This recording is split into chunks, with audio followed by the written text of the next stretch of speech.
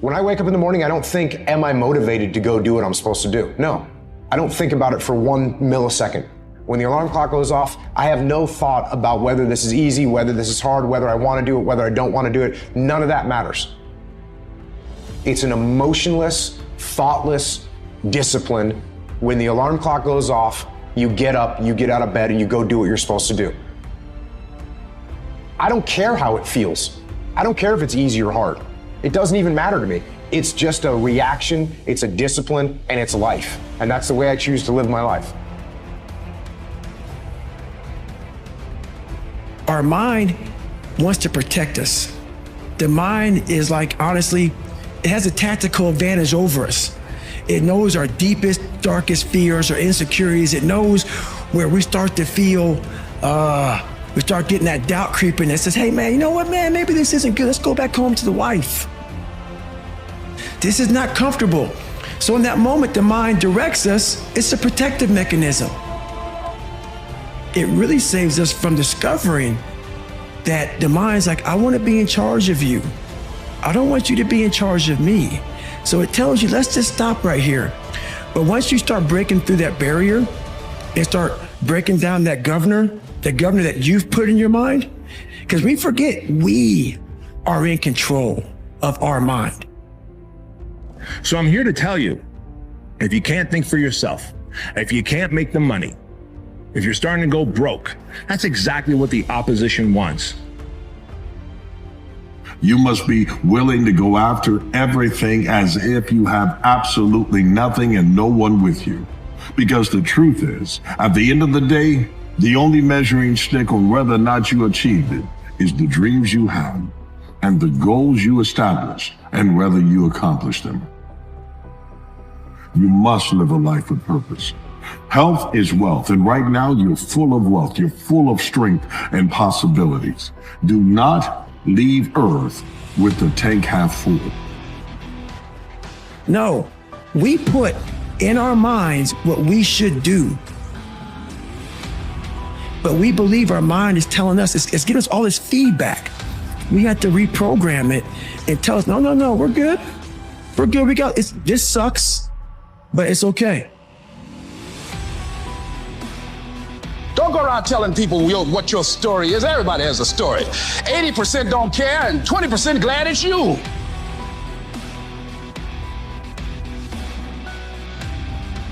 It doesn't matter about what happens to you. What matters is, what are you going to do about it?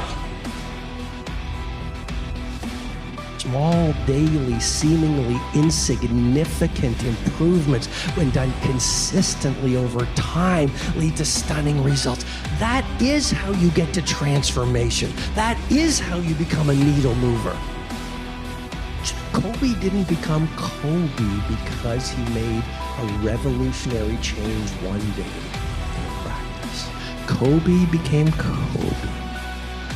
The great women and men who changed the world, Mandela, Mother Teresa, Mahatma Gandhi, Rosa Parks, Martin Luther King Jr., the great state leaders, they became who they were by the small, daily, seemingly insignificant things that they did every day.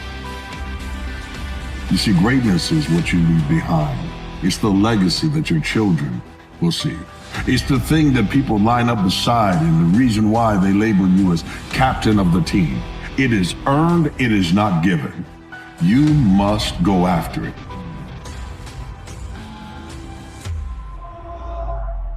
You guys need to understand what you don't have to do. You don't have to work hard, you don't have to eat right, you don't have to sleep right, you don't have to do more than what's required of you. You don't have to do anything that you don't want to do. But you also don't have to win, you don't have to be a success in life. So the greatest things in life take sacrifice and discipline. And that's why so few people achieve great things. Because they don't want to sacrifice, they don't want to discipline for something greater. So you see all these people that have great things in life that you look up to, it's because they were sacrificed and disciplined long before you ever knew them. Because suffering will introduce a man to his highest self. And when you do that, you begin to build such high levels of confidence. And you become so congruent with the man that you want to be, the man that you love, respect, and admire. What if is the worst question you can ever ask yourself. I failed is a million times better than what if. Because that motherfucker got up and did something, showed up 10 times more of the man and says, what if? What if, man? What if is an ongoing debate inside yourself that you can never come to a conclusion on. I got up and failed, at least I know. Otherwise, what if? Every minute of every day for your existence, battling inside your head, trying to turn off the voices, but you can't. The window of opportunity is closed. Something you can do, but sit back and wonder, what if? No, don't like that, man. I'd much rather take the gamble and lose. You got to be not all right to get all right. You got to have been through something to know something.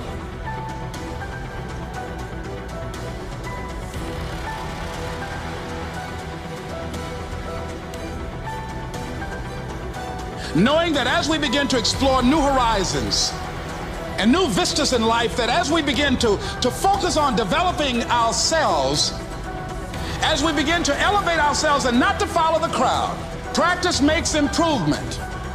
You can always better your best. You can always go beyond anything that you have ever done.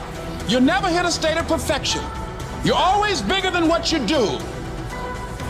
And so all you're looking for are new breakthroughs through practice and practice and practice. You'll get better and better and better. And there's still some things that will happen to you that will catch you on the blind side that you did not anticipate.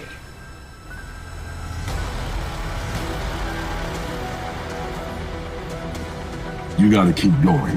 When your lungs feel like they're on fire, it's a feeling and it will pass. And if you can get past the feeling, you'll find that there's a second wind there. And that second wind is how you find the wins in life. That's how you find the victories in life. That's how you overcome and discover that there's another level. When you arrive and look at the mirror and say, I did it when no one else believed in me. I did it when I was tired. I did it when I was broken. I did it, and I stand here finally accomplished and successful because I kept going. Everything within me told me to quit.